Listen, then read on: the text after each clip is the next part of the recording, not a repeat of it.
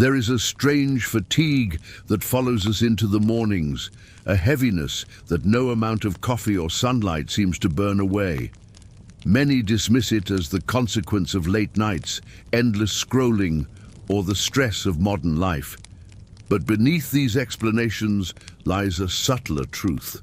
We are swimming in a sea we cannot see, a web of invisible currents that never cease to touch us. Every phone tower, every router, every glowing screen hums with electromagnetic fields, EMF, that surround and penetrate us in ways most do not care to question.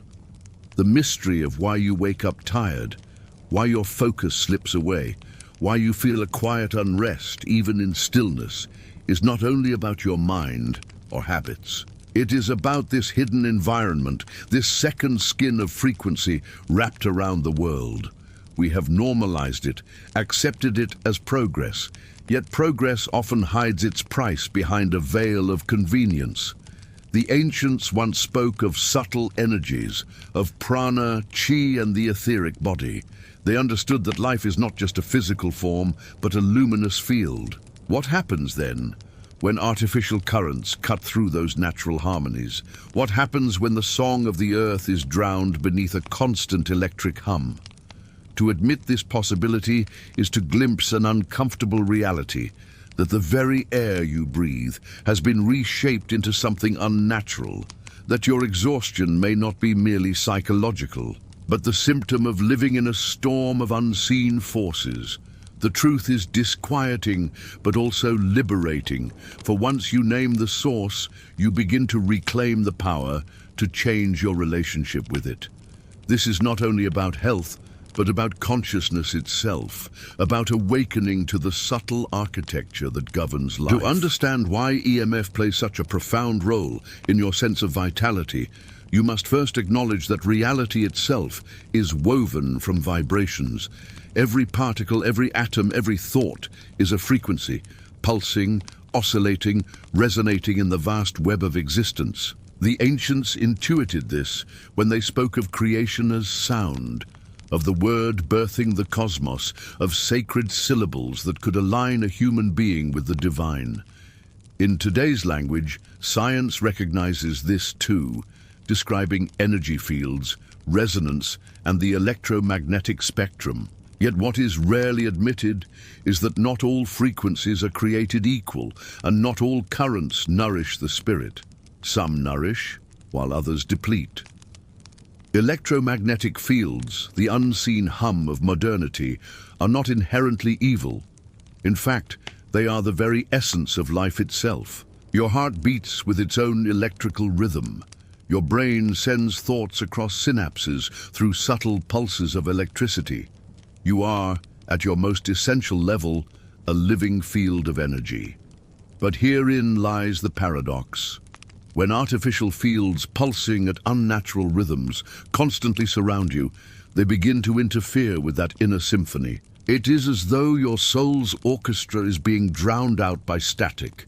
You may not consciously hear it, but you feel it in restless nights, foggy mornings, sudden irritability, and the quiet drain of vitality you cannot quite name. The core truth is that you are not simply a body moving through a neutral environment. You are a receiver, a transmitter, a living instrument of frequency. When the signals around you are pure and natural, you resonate in harmony with them. When they are distorted, you absorb their dissonance. This is why the world feels heavier now than it once did, why so many lie tired, anxious, or numb, despite never running a mile. The invisible flood of EMF is not just technological noise. It is an intrusion into the very space of consciousness. And so the question becomes urgent.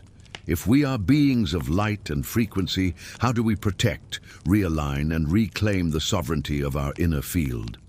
That question is the doorway to awakening. Imagine for a moment a village built beside a clear river.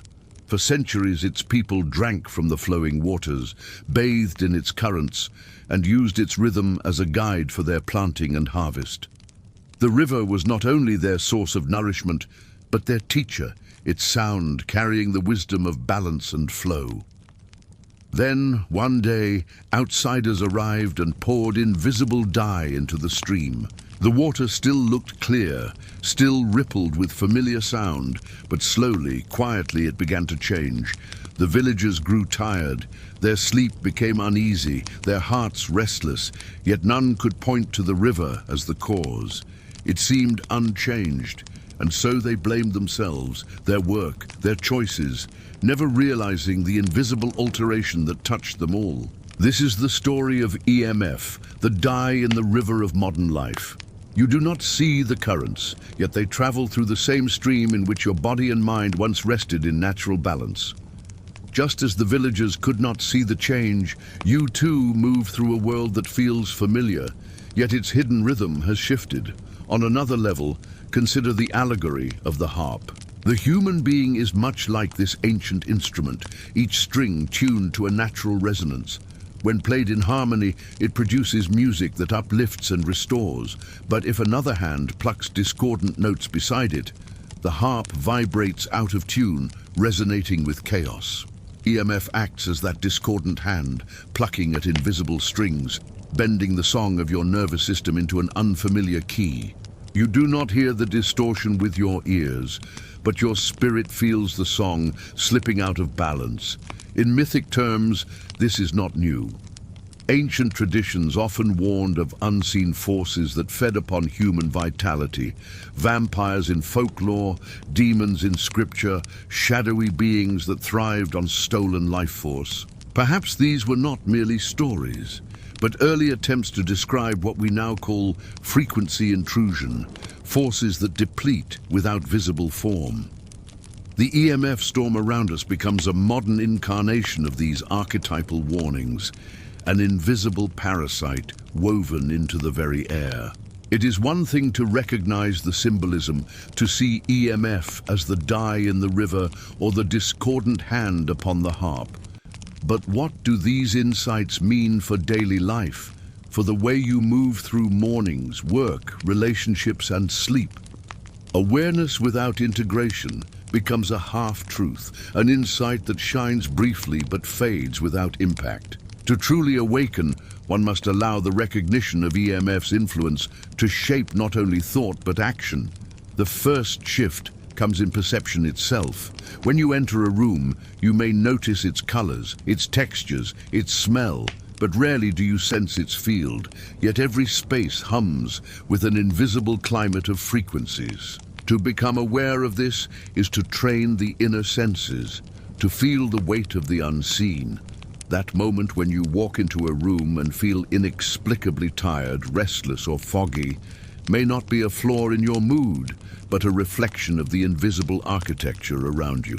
This shift of perspective is empowering because it reframes your experience. You are not broken, you are responding. The second integration lies in choices, subtle yet transformative. You may not banish every tower or silence every satellite, but you can reclaim sovereignty in small acts.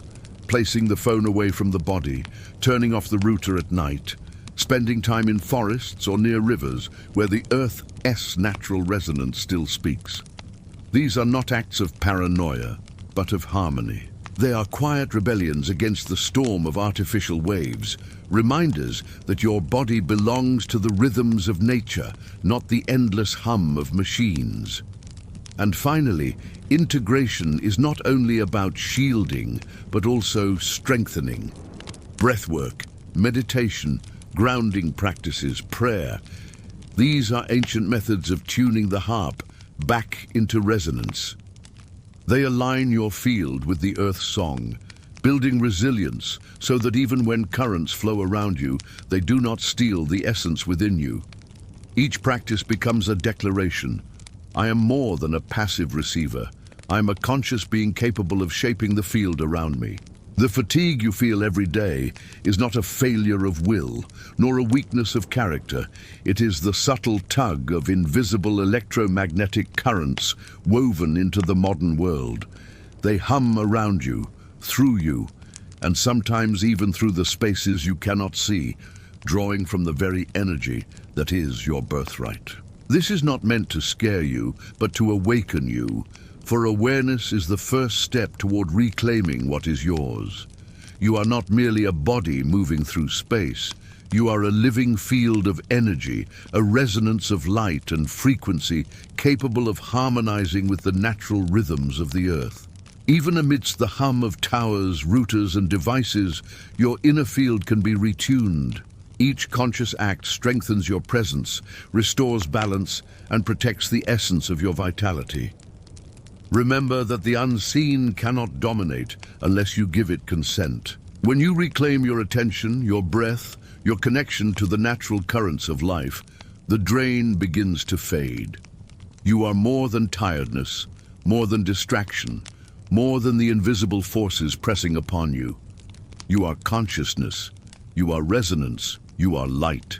And in this awareness, there is freedom. A freedom to move through the world aligned with your own frequency, awake, empowered, and fully alive.